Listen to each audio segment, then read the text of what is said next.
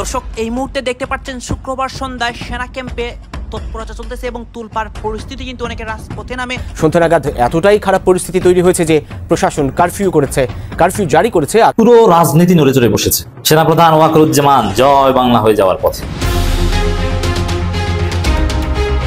এদিকে আজ শুক্রবার সন্ধ্যায় সেনা ক্যাম্পে তুলপাড় পরিস্থিতি হয়েছে। গোপন মিটিং এর মাধ্যমে সেনা প্রধানের উপর কঠিন অ্যাকশন নেওয়া হয়েছে। দেশে এই মুহূর্তে ধ্বংসলীলা চলছে, প্রতিটা জনগণ আতঙ্কে আছে। ক্যান্টনমেন্টের মধ্যে অস্থিরতা চলছে। কেন অস্থিরতা চলছে? কারণ সেনাবাহিনীর অনেক জেনারেল ডক্টর ইউনূসের শাসন মেনে নিতে পারছে না এবং ডক্টর ইউনূসের শাসনামলে তিনি যা কিছু করছেন দেশের মধ্যে এই সকল বিষয় অনেক জেনারেল পছন্দ করছে না। কিন্তু সেনাবাহিনীর প্রধান ওয়াকারুজ্জামানের কারণে মানতে বাধ্য হয়েছে। কাজী মামুন এরা তো অলরেডি আমরা প্রথম থেকেই দেখছি তারা ডিভাইডেড। পুরো সেনাবাহিনী ২-৩ ভাগে বিভক্ত, এক ভাগে না ৩-৪ ভাগে বিভক্ত আসলে বলা যেতে পারে। সরকার একটা বড় সিদ্ধান্ত নিয়েছে। বর্তমান অন্তর্বর্তীকালীন সরকার শেখ হাসিনা আমলের যত সাইবার সিকিউরিটির মামলা সব মামলা বাতিল করার সিদ্ধান্ত নিয়েছে। তাদেরকে অতি সত্বর গ্রেপ্তার করে বিচারের আওতায় আনতে হবে আর এর মাধ্যমে সেনাবাহিনীকে কলঙ্ক মুক্ত করতে হবে। সেনাবাহিনীর গায়ে কলঙ্ক দিল কে? ব্যক্তির কলঙ্ক তো প্রতিষ্ঠানের কলঙ্ক না, বাট তারপরে বাংলাদেশে হয়তো বা হয়। এই সেনাপ্রধান ওয়াকারুজ্জামান তার গলায় যে ফাঁসির যে রশ্মি সেটা যে পড়তে যাচ্ছে এটা একেবারেই পানির মতো স্বচ্ছ। এরা মোটামুটি ঝাঁপিয়ে পড়েছে।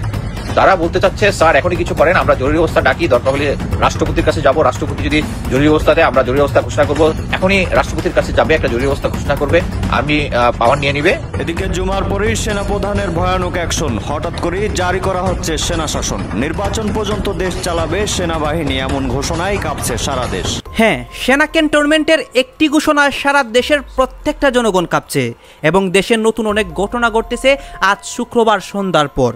দর্শক শ্রোতা, আপনারা তো জানেন যে সেনাপ্রধানকে নিয়ে, সেনাবাহিনীকে নিয়ে গত কিছুদিন ধরেই অনেক আলোচনা সমালোচনা হচ্ছে। দেশের প্রত্যেকটা জনগণ এই বিষয়টাকে নিয়ে আতঙ্কের মধ্যে রয়েছে। আপনারা সম্পূর্ণ ভিডিও দেখবেন, সর্বশেষ সেনাপ্রধান কি বলেন এবং এই বিষয়গুলোকে কেন্দ্র করে দেশের প্রত্যেকটা জনগণ যে রাজপথে নেমে যায়, আন্দোলন করে, শাহবাগ উত্তাল করে। অন্যদিকে ডক্টর ইউনূস, সার্জিস হাসনাত মানে দেশের মধ্যে যারা ক্ষমতায় রয়েছে তাদের উপরেও প্রভাব পড়ে। সম্পূর্ণ ভিডিও দেখলে স্পষ্ট সব কিছু বুঝতে পারবেন এবং এরই মধ্যে কয়েকটা ইম্পর্টেন্ট ক্লিপ দেখাবো, সেই ক্লিপগুলোও কিন্তু আপনারা একদমই মিস করবেন না। ক্যান্টনমেন্টের মধ্যে অস্থিরতা চলছে। কেন অস্থিরতা চলছে?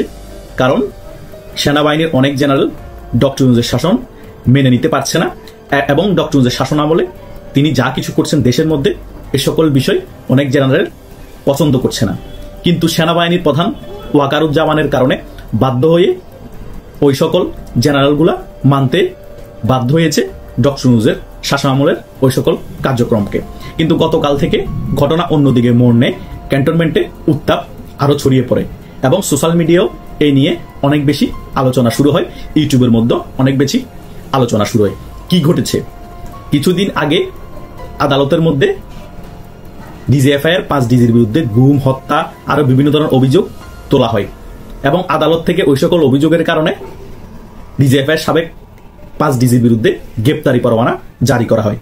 জারি করার পরেই সেনাবাহিনীর ওই সকল জেনারেল তাদের বিভিন্ন ধরনের মতামত দিতে শুরু করে। তারা ক্যান্টনমেন্টের মধ্যে সেনাবাহিনীর প্রধান ওয়াকারুজ্জামান সহ বৈঠক বসে এবং তারা এই ব্যাপারটা মোটেও পছন্দ করেনি এবং ক্যান্টনমেন্টের মধ্যে উত্তাপ সারা বাংলাদেশে ছড়িয়ে পড়ে।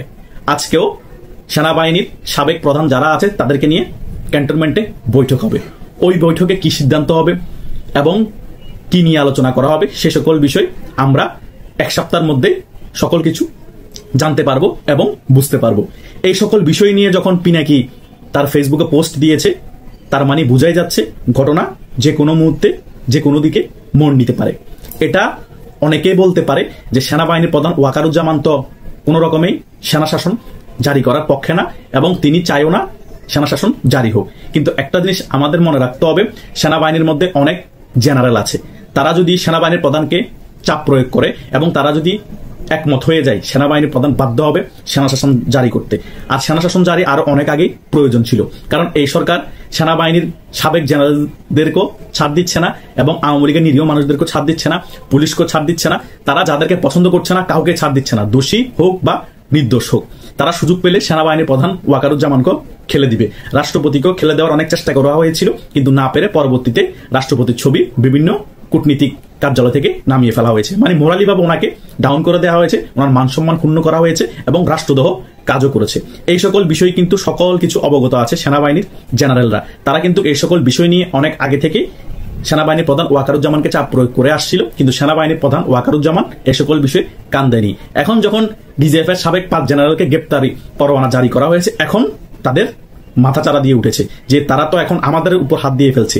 সেনাবাহিনীর কারণেই কিন্তু এই ডক্টর সরকার গঠন করতে পেরেছে, সেনাবাহিনীর কারণেই কিন্তু এই ডক্টর সরকার 13-14 মাস এখনো টিকে থাকতে পেরেছে, সেনাবাহিনীর কারণেই কিন্তু এই ডক্টর সরকার এখনো স্টেবল আছে।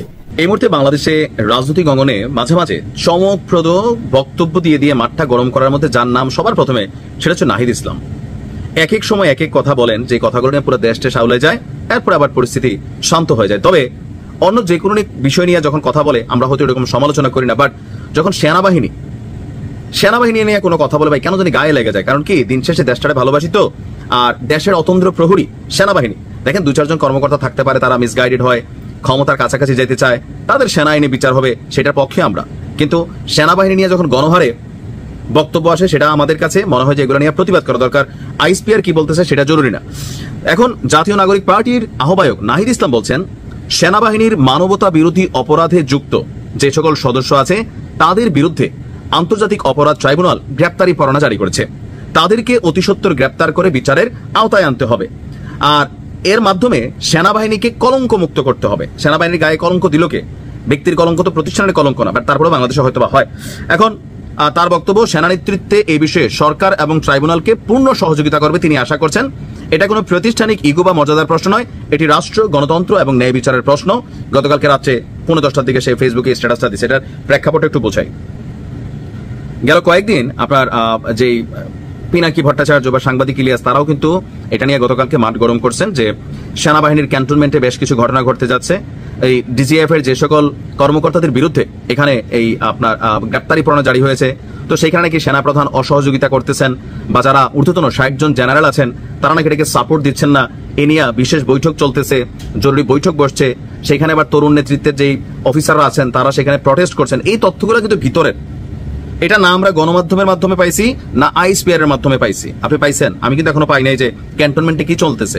তো এই যে বাহিরে এজ এ কোরাম হিসাবে নাহিদ ইসলাম ও এনসিপি থেকে আবার এই একই বক্তব্য দিলেন, এটা তো সেনাবাহিনীকে নিয়ে আমার কাছে মনে হয় যে নতুন আরেকটা খেলা। আর এই ক্ষেত্রে আমাদের প্রধান যিনি আছেন সেনাপ্রধান, ওনার দুর্বলতা আমার কাছে মনে হয়। ভাই, সেনাবাহিনী নিয়ে একের পর এক এই ধরনের চাঞ্চল্যকর বক্তব্য, তথ্য উপাত্ত দিচ্ছে, তা আমাদের সেনাবাহিনী কেন বিষয়টাকে ডিল করতেছে না? বরঞ্চ সেনাপ্রধান বলতেছেন এরা বাচ্চা, এইটা সেইটা। মাঝে মাঝে মনে হয় ওয়াকারুজ্জামান তিনি আসলে ভয় পান অথবা বিপদে আছেন মনে হয়। আওয়ামী লীগের কাছেও বাটে আছেন, অনেকের কাছে বাটে পড়ে গেছেন, বিএনপির কাছে এখন একটা পজিটিভ ওনার ব্যাকআপ আছে। তো সামহাউ হয়তোবা তিনি যেটা করতে চাচ্ছেন সেটা করতে পারতেছেন না। কিন্তু এটা তো মানুষের কাছে, যারা আমজনতা আছে, সেনাবাহিনীকে নিয়ে সমালোচনা, প্রশ্ন খুব বেশি কিন্তু মানুষ এগুলো পছন্দ করে না। আবার ধরেন অন্যান্য রাষ্ট্র যারা আছে তারা কি বাংলাদেশের উপর নজর রাখতেছে না? অবশ্যই রাখতেছে। তো এই জায়গা থেকে সেনাবাহিনী সম্পর্কে প্রতিনিয়ত যখন দেখেছে দেশের একটা অংশ এরকম, এটা তো সার্বভৌমত্বের জন্য একটা হুমকি স্বরূপ হয়। নাহিদ ইসলাম প্রায়ই এর আগেও একবার একটা বক্তব্য দিয়া তিনি মাঠ গরম করে ফেলছেন। তো তার বক্তব্য যে বিগত ফ্যাসিবাদী শাসনামলে রাষ্ট্রের প্রায় সব প্রতিষ্ঠানকে দলীয় স্বার্থ ব্যবহার করছে, সেনাবাহিনীতে প্রভাব ছিল।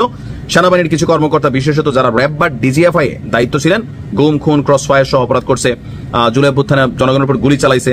তো ভালো, এখন যদি আইনের মাধ্যমে গেছে, তারা যদি প্রকৃত অপরাধী হয় সেটার বিচার করবে।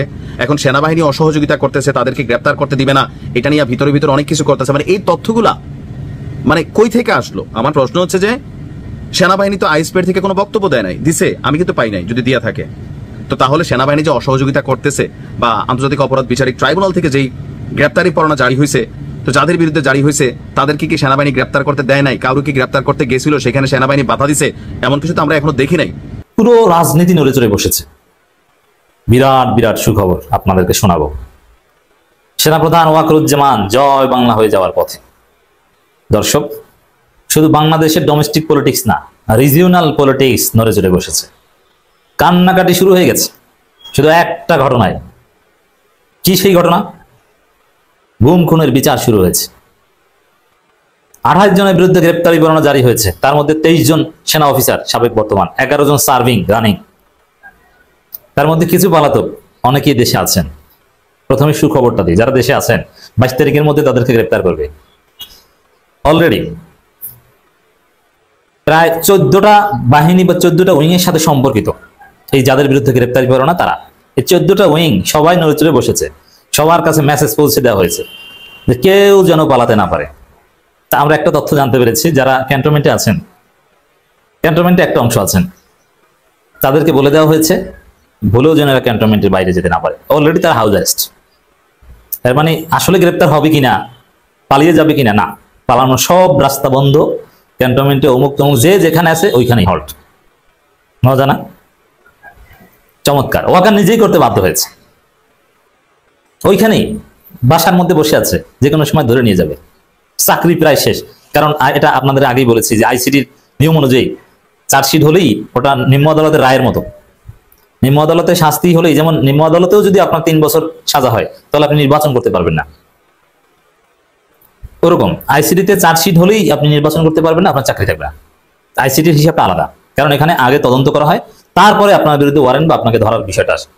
আগে তদন্ত চলাকালীন সময় কিন্তু আপনার কিচ্ছু হয়নি, আপনি চাকরি করেছেন।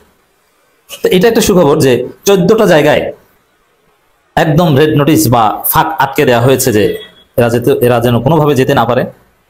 ভারতের যত বর্ডার আছে, ইনফরমাল বর্ডার মানে ফরমাল যে ইমিগ্রেশন সেন্টার, তাছাড়াও যেসব জায়গা থেকে যাওয়া যায় সব জায়গায় আইন শৃঙ্খলা রক্ষাকারী বাহিনী সতর্ক, কোনোভাবে কেউ পালাতে পারবে না। মানে গ্রেপ্তার নিশ্চিত যারা দেশে আছে, প্রত্যেকে ট্রেস করা হয়েছে কে কোথায় আছে। জাস্ট একটা সময় তাদেরকে আনুষ্ঠানিকভাবে ধরে আনা হবে। কখন? যখন এটা সরকার কমফোর্ট ফিল করবে, তাদের জন্য সুবিধাজনক হবে, অথবা যখন এটা জাতির সামনে উপস্থাপন করলে আলাদা একটা হাইপ পায়। মজার খবর না? এটি মজার খবর। ওয়াকার নিজে এখন তাদেরকে ধরিয়ে দিচ্ছে না।